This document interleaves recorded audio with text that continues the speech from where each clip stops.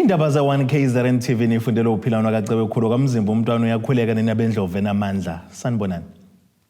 Nazo ke izona ndaba esithi izo ezihamba phambili namuhla. Owezokuthutha ukhalisane nabengozi Yasophongolo. I-ANC Ethekwini siyicacisile ngebeseka ebuholini. Kanti kuzophenywa kabanzi ngokudlwengulwa komfundi esikoleni. Siyanemukela kwindaba ze-1KZNTV. Ungqongqoshe umnyango wezokuthutha kuleli ufikele Umbalula ebambisene nezinhlaka ezahlukene zezokuphepha emgwaqeni kanjalo nohulumeni wesifundazwe saKwaZulu Natali wethula umbiko wenhlekelele yengozi eyenzeke ngesonto eledlule emgwaqeni onguthela wayeka u-N2 endaweni yasegodlwayo oPhongolo. Umbalula uhlanganyeleke nemindeni yalabo ababazi isulu zalengozi kuyokhalisana nabo njengoba kwenziwa kamalungiselelo omngcwabo okuhlela ukuthi ube ngomgqibelo walempela sonto. Ungqongqoshe wezokuthutha kuleli ufikile Umbalula usegxeke ukushayela budedengu kumshayeli weloli eledlula nezimpilo zabantu abangama-20 nakuchaze njengembangela enkulu yengozi eyenzeke ngolwesihlanu lwesonto eledlule oPhongolo. Ungqongqoshe usho lokhu ngesikhathi ehambele imindeni eyalahlekelwa izihlobo zayo kuyinhlekelele yengozi eyenzeka kwe-N2 ogodlwayo. The report found that the driver of the articulated truck overtook multiple vehicles, where this action was prohibited by no overtaking lanes in a dangerous and unlawful manner. The driver's actions of overtaking vehicles for approximately 1.2 kilometers before the area of impact was extremely reckless. We are considering introducing regulations to strengthen the current rules relating to the operation of trucks on a public road, the construction and equipment of such vehicle, and the condition of which it may be operated.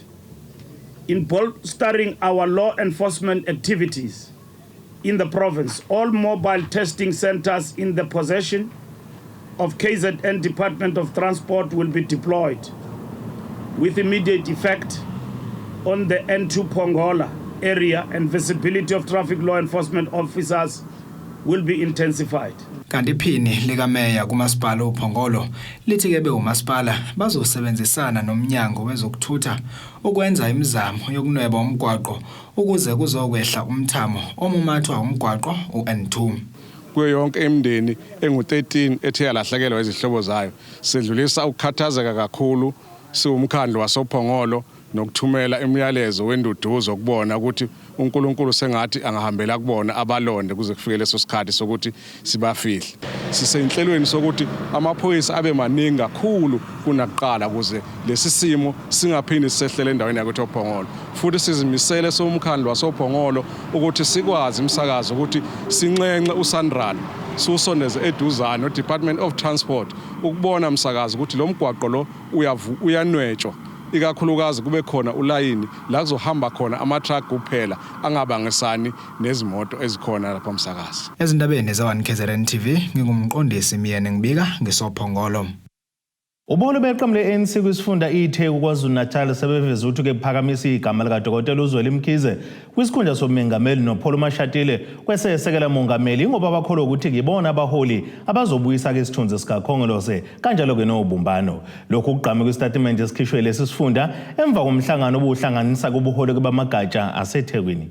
iTheku okuyisifunda esikhulu mangabe ubheka nje kakhulu masibheka la eKZN nesifunda esinamagatsha amaningi ANC seniphumela obala ngokuthi niphakamisa igama lika baba uDokotela uZweli Mkhize ekutheni abe umholi weANC njengoba kubhekwe kwinkomfa ezoba ngoDisemba bese kuthi ubaba uPholo Mashatile yena abe ngudeputy wakhe. Nifike kanjani lesi sinqumo? No, asibonga siqale la sisho ukuthi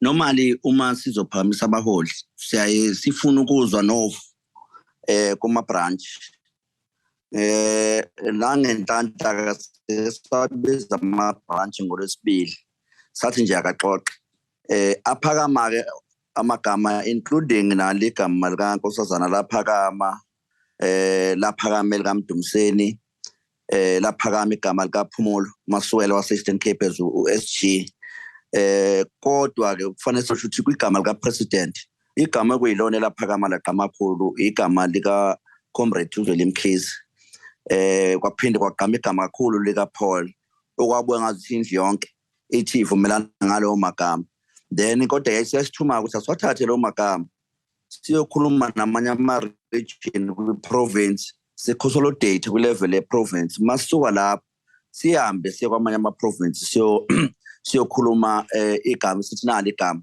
esiqhamuka nalo. Okunye umuntu kufanele axwayise ngakho iKwaZulu-Natal is not a super province. iKwaZulu-Natal masithi ayi-super province ayikwazi ukuthi umeya kwi-conference national iqhamuke iphethe inqwaba yamagama. iKwaZulu-Natal kufanele iphathe igama nje lilodwa ikhulume namanye ama-province ukwazi ukuthi kuhlanganise kuvunyelwane kusupporte kanjalo. Uma sizokwenza kanjalo-ke siyathembisa ngempela ukuthi ngoDisemba iKwaZulu-Natal kuleya top 6 iyobe represented. Nobhala nimiphi ngodaba luka Nobhala njengoba la kwi-province kukhona abaphakamisa igama lika Mnumzane uMdumsentuma. No, uMdumsentuma nayo unalo ilungelo njengemember ka-ANC ukuthi aphakamiswe. Kodwa ke siyasithi thina mas consolidate izinto njenge-structure siyasiconsolidate la wonke ama-branches esihlalile athi nakho naye majority view kube yona esithathayo. So uma siqhubeka siya phambili okwamanje majority view exoxiwe neyathathu kube igama elodwa likaMkhize sithi nathi sodayisa lona igama elodwa likaMkhize kodwa masidayisa lilodwa ngoba sinqena ukuthi singathi siyi-province siqhamuka sesiphethe inqwaba yamagama sibalekele into ethi mayibe njengaleyo. Siyabonga kakhulu baba ngesikhathi sakho. Mhlawumbe inhlelo ke esingayilindela ukusuka manje kuya phambili. Sizoqhubeka nokuhlalisa ama-branch ukuthi akwazi ukuthi asikhethele ama-delegate anominate also akwazi ukuxoxa both from kwi-policy conference bekunama-recommendation ofanele wadiscussa ngoba kufanele sothatha ama-resolution. Lo ngumqondisi womnyango wezemfundo kwesifunda iKing Cetshwayo inyakatho nesifundazwe KwaZulu-Natal uwelile Nzama.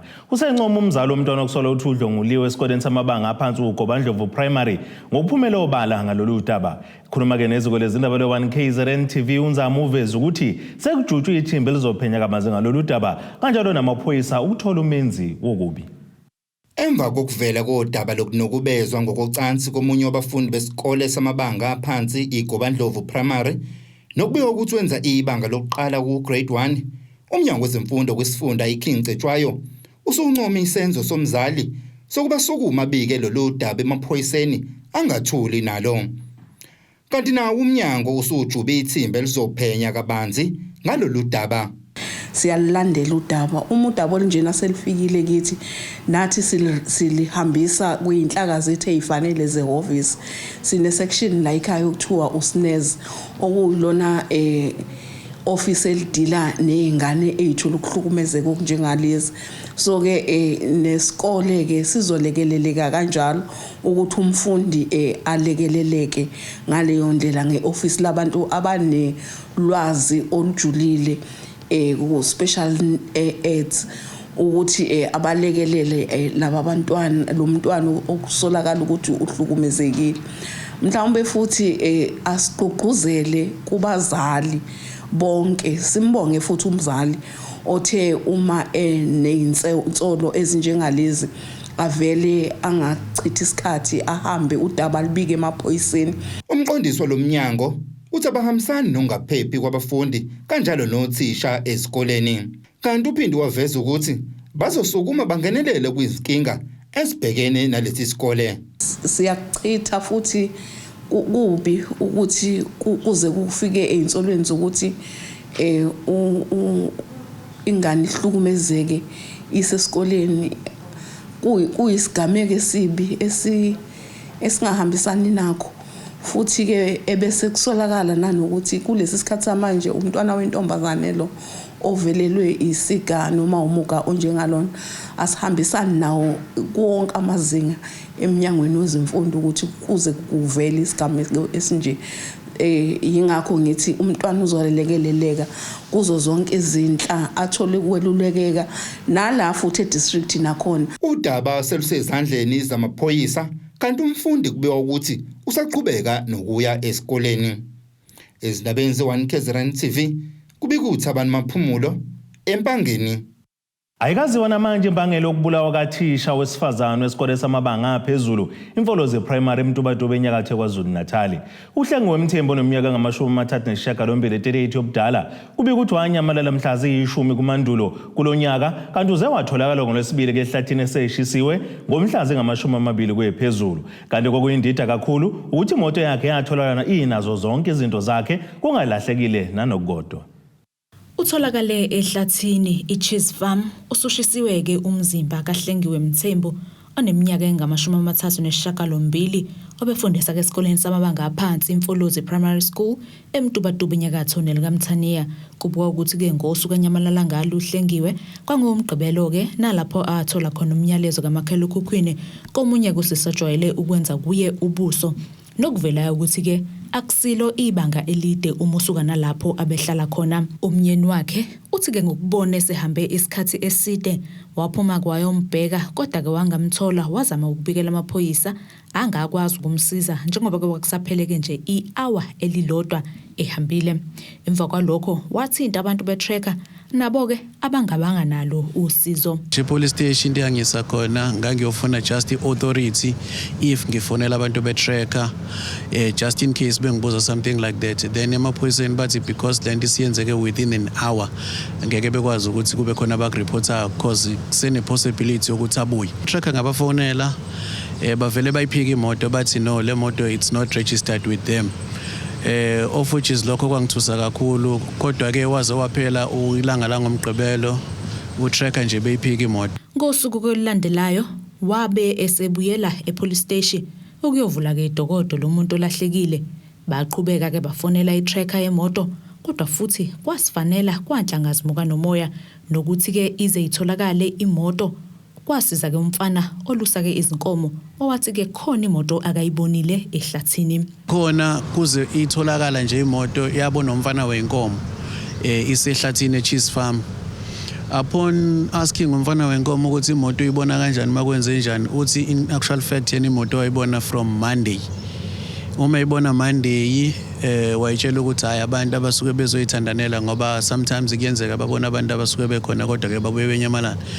Tuesday wayibona imoto isakhona wayile lapha ehlathini wa notice ukuthi kunenye imoto eyaqhamuka emhlophe but yamela buqamama nala okwakukhona khona iBM leyo kuyiyona ebelahlekile. So uthi kwehla abantu besilisa abawu2 yena wasecasha ngehlathi efuna ukubona ukuthi kuzogcina kwenzakaleni. Ukusho ukuthi baba abantu ababuka nje ukuthi le moto isekhona baphinde bangena emotweni bahamba. Bafonela umngane wakhe omunye umngane wakhe basebethinta amaphoyisa. So that's how basically imoto eyatholakala ngayo. Following Monday ngabuyela kumsesho wecala discuss ukuthi khona any possibility ukuthi banga organize izinja just to ukubona ukuthi maybe the person is not around. So waba helpful ke ngoba why apply izinja come Tuesday wangifonela ukusho ukuthi seyifikile izinja and into okwenza nje kube lula ukuthi ngimrecognize it izinto aphuma endlini eziqokile ngoba even though wayishile kodwa still emhlane nasekhanda ubesabonakala. Even nezinto ayeqokile even ophaqa abaqokile nje everything ayeqokile ephuma endlini naye ne description impahla engangade nginikeza umseshi still ayisabonakala ayikhona kokwenza ukuthi kube lula ukuthi ngim-identify ukuthi uyena. Laba ke bobabili bekulindele ukuba babophe ifindo lika Sofas Lahlane kuyo lempela sonto yangomhla ka24 kuSeptember nokugcineke kungasenzeki ngenxa yalesi sigameko. Amaphoyisa aseMtubatuba aseqinisekisile ke lesi sigameko abe esecela nanoma ubani kungaba nolwazi olungaholela ekubusheni kwabenzi bobubi baxhumane ke namaphoyisa aseMtubatuba. Kunesigameko esenzekile sikathisha obefundisa kwesinye seyikole la eMtubatuba Imfolozi Primary. Ubikwe ukuthi ulahlekile futhi ngosizo kwelama sniffer dog dog unit ube esetholakala ke kule area yethu eCheese Farm. Lezi izindaba z1KZNTV mina nginguSamukeliso Nqulunga ubheka seMtubatuba. Ake siyetolo siyabuya futhi umbukele nezinye izindaba zethu.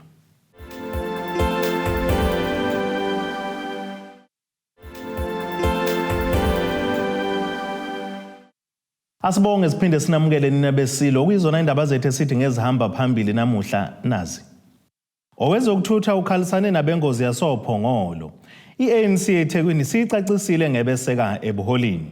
kanti kuzophenywa kabanzi ngokudlwengulwa komfundi esikoleni.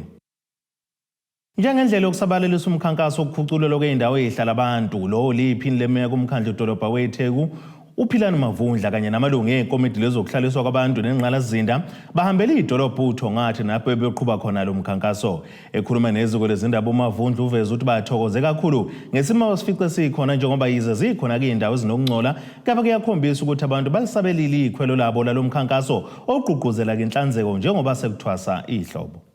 Uyakhula umkhankaso wokukhuculula kadoti eindaweni ezakhele iTheku. Namuhla lo mkhankaso ubuqhutshwe emalokishini asothongathi okuyihamba nathi kanye nasemagwaveni. Ekhuluma neziko leindaba loyo ophinda bengusihlalo wekomiti lezokuhlaliswa kwabantu kanye nenqalazinda kumasipala iTheku uthi ke babona lo mkhankaso uthela ithele ezinhle kwezinye indawo njengoba umphakathi usuqalile ukuyinikela ekukhucululeni. Le ndawo esikuyona sehamba nathi njengamanje cha bandla ngiyabancoma abantu bakhona noma kukhona ukungcola kulana nalapha yana kodwa akukubi njengakwezinye indawo khona ezinye indawo uthi mawahamba khona impela kuze kufanele uvala amakhala ngendlela okungcole ngayo lana kwamuka isiphehla amanzi okuyisona bese sihlanzela amanzi siphezulu kwalo hlelo ukuphela kwenyanga ezayo sifuna ukuthi lo msebenzi ube uphelile kushaya ukhisimuzi abantu sebethola amanzi okulandelayo ke kulokho sesiqalileke already ukuthi siqale sisebenze ulayini ohambisa indle uya la ifika ihlanzo khona yebo iphunga sekhona liningi ngoba namapipe esemaningi okufanele siwabuyisele kodwa nakho lokho sifuna ukuthi uphele unyaka sibe siqedile. Idolobha uThongathi ngelinye lawo asemadala kanti lakhelwe ke iningi lemjondolo.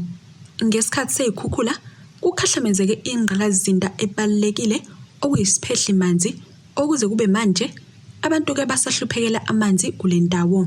Leli komiti lizophinde libambe igcawu zeimfundiso emphakathini njengoba ke bethi sikhulu isidingo salokho. Sihlele ukuthi sihambe senza ama workshop la kuhlala khona abantu bakithi sibafundisa ukuthi kubaleka kangakanani ukuthi bayiclean imfucuza bayilahle ngendlela efanele. Siyabafundisa nokuthi ama plastic ahlukahlukene olunye uhlobo loma plastic bafaka kuphela kulona amaphepha olunye bafaka ama plastic ukuze bakwazi ukuthi even laba bafisa ukuyiphilisa ngokwenza recycling benze njalo. Amalungu aleli komiti ashaye ngoswazi oluncane umasipala ngokubuyeke uhluleke ukuhlinzeka umphakathi ngeinsiza nokungalandwa kadoti ngesikhathi nokugcina ke kuholela ekugcwaleni kwemfucuza ngendlela engalawuleki. Inkinga esesibe nayo noma ekade ikhona ile uthi oplastic bayahlukana khona oplastic bokufaka amaphepha khona ukufaka udoti nje general kube khona okufaka izinto ezama glass kanje. So kuye kwenzeka ukuthi nawo umasipala awunawo ama-plastic anjalo. Enye into ke sike sayiraise nayo isihlalo ukuthi sihlalo mhlawumbe senze isiqiniseko ukuthi going forward asibathola abantu sebenenkinga ukuthi o-plastic nje obekhala coded ukuthi lo mhlawumbe okufaka ama-glass abasenayo. So ngicanga ukuthi enye into mhlawumbe nathi ohlangothini lamasipala efike sibhekelele kodwa sunxuse nomphakathi sicela ukuthi uyithande inhlanzeko idolobha lethu libe clean. Ey'ndabeni zani KZNTV kube kuntomkhona Mvubu Ethekwini.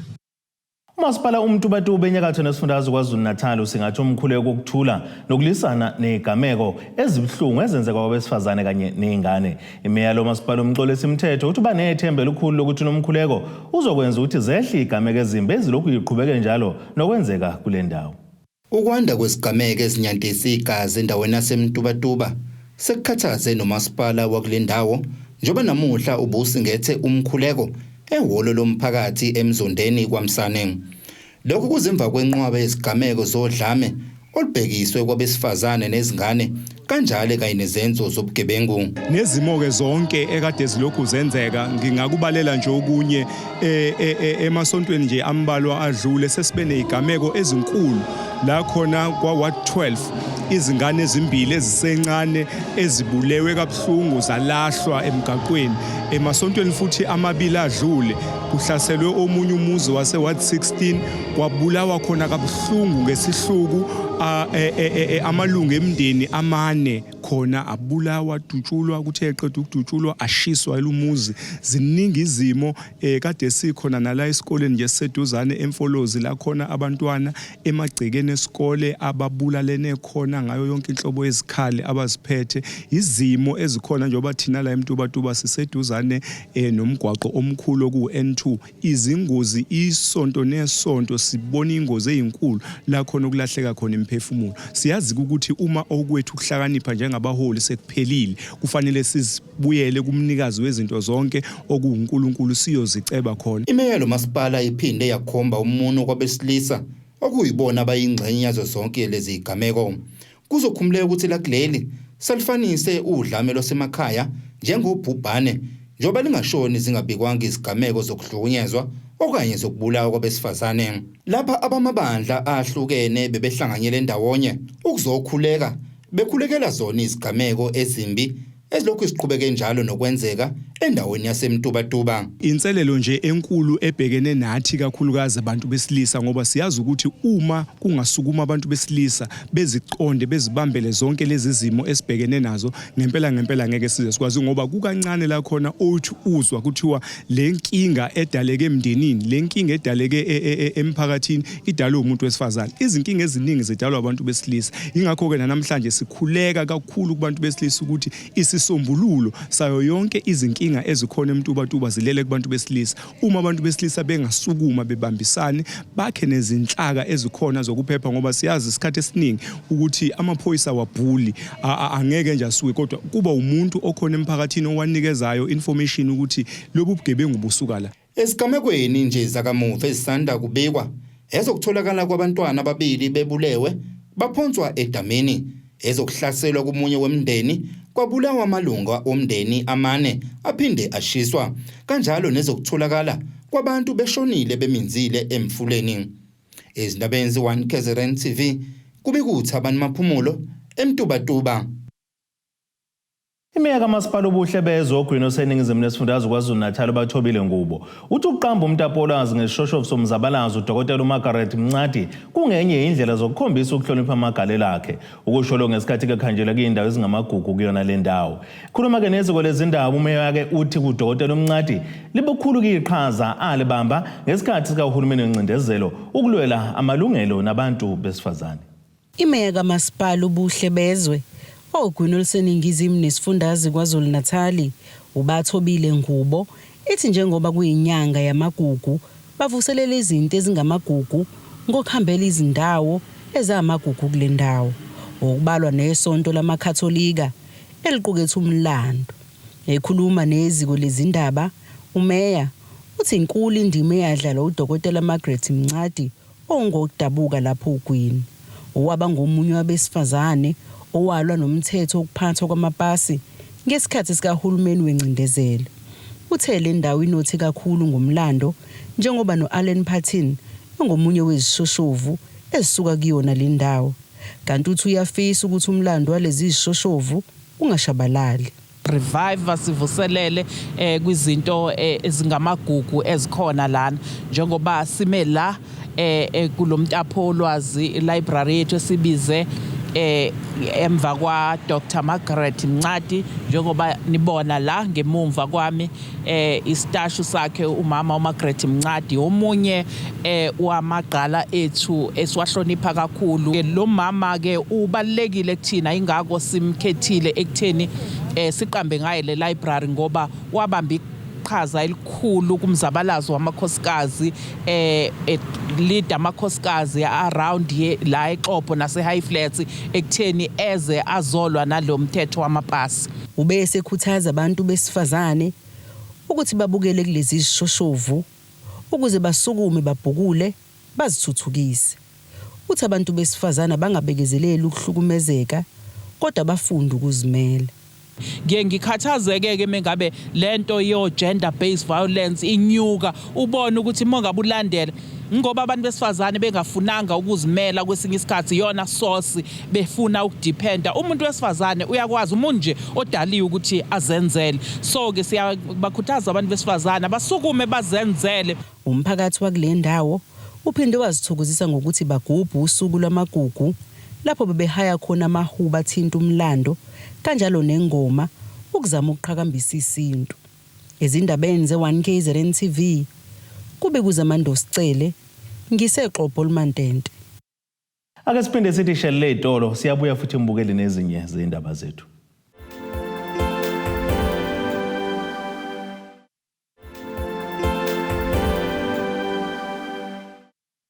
Nina bendlove namandla nisabukele zona indaba ze-1KZNTV nazo kuyizona esithi ngezihamba phambili namuhla. Owezokuthutha ukhalisane nabengozi Yasophongolo. I-ANC Ethekwini siyicacisile ngebeseka ebuholini. Kanti kuzophenywa kabanzi ngokudlwengulwa komfundi esikoleni. Ake sibheke engosini yezomnotho.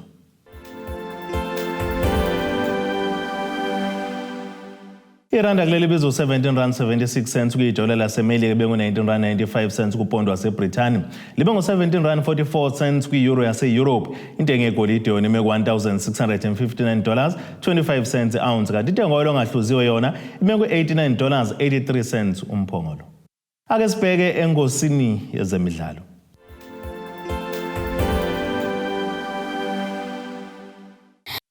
Ukudliwa kweqembu lezinyoni zaseDubai iSwallows FC ngamagoli amane eqandeni ngesikhathi betholene phezulu neGolden Arrows ngempela sonto kholakala ukuthi ikhona ukuholela ekutheni kuyibhantshi ezigcwala umoya kobe ngumqeqeshi kuleli qembu uDalen Care. Lokhu kulandela ukuba iqembu leSwallows lithele ishonela izolo bese limemezela ukwehlukana kwenhloko nesixhande phakathi kwalo nalomqeqeshi.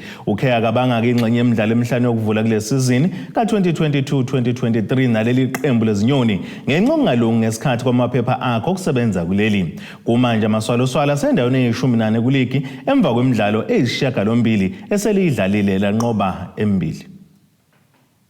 Ake sibheke nasisimo sezulu esingalindeleka.